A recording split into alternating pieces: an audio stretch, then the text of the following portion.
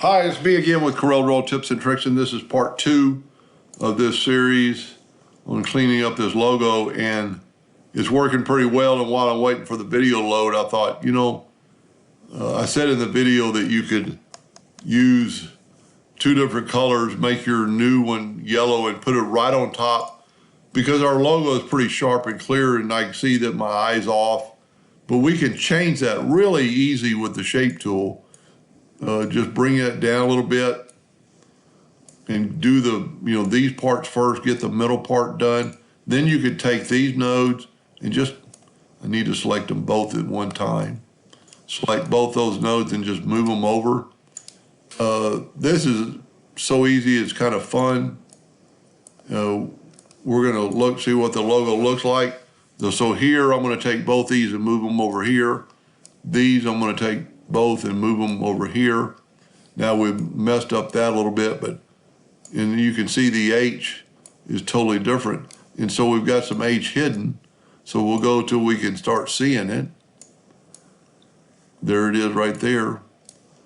And this is I would almost move one node at a time so you won't mess anything up. It's kind of hard to tell when you can't see the line behind there.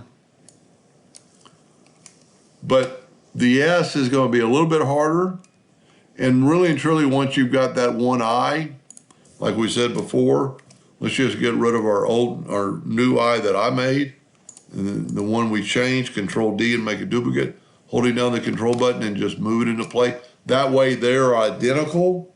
I've already messed with the G and the C a little bit. Let's do the S. It's going to be the hardest, but not really.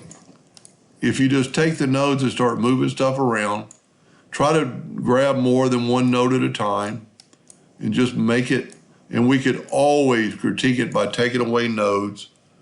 And you'll see in just a second, hopefully, if I do this right, it'll look just like the other S. And sometimes if you take away nodes, it smooths it out anyway. So let's just bring a couple of these back, and then you can start using your handles and/or delete nodes, and then use your handle. It's kind of hard to tell because we can't really see the other side. I'm sure we could probably put front minus back or change the order. But with a little bit of time, the S is going to be your hardest. I'm not going to spend a lot of time on it because I do not like that right there. But when I delete it, then I can change the handle and maybe just move it all around. Remember, we worked on the F one before, we're pretty far off, but if we take the shape tool and just go ahead and move that down there, put that there, there, there, we're going to need to move both these down and over. And then unselect that, select down, down, and we can't.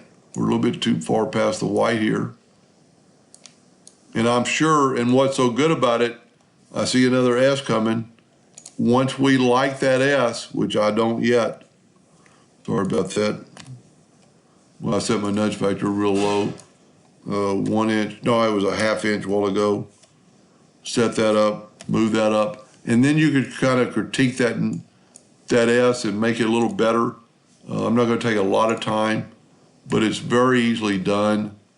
You just don't want some of those sharp corners. Maybe take away that node.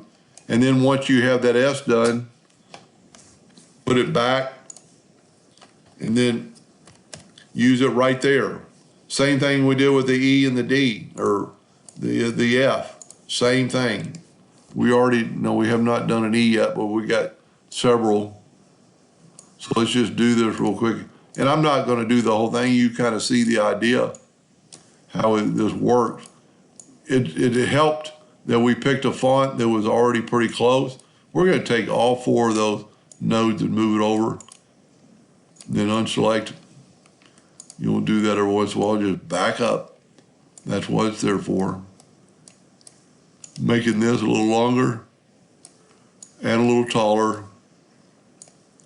It looks like it's really messed up, but it's not, because by the time we bring in And remember that angle we had before? You could actually bring that angle back in. And please always remember that he's going to put this like on a tumbler. If it was 4-inch letters, you know, you might be able to see it. It'll be 2-inch letters on the bottom of a tumbler, and those are actually connected. This will actually help you connect them. Also, the L's connected. When you only have a 1/2-inch letter, it'd be really hard to detect that it's not the font. Now remember, I already did one G. I could replace it. So take this G, delete it, grab that G that you worked on, Control D to make a duplicate, hold down your control button and put it right there.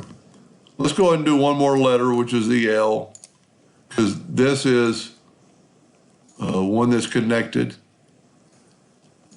And then we're gonna, before I forget, I'm gonna try to front minus back. Now, one thing I would stress when you do something like that, and you are gonna run this as a cup, those letters that you joined, I would definitely do this.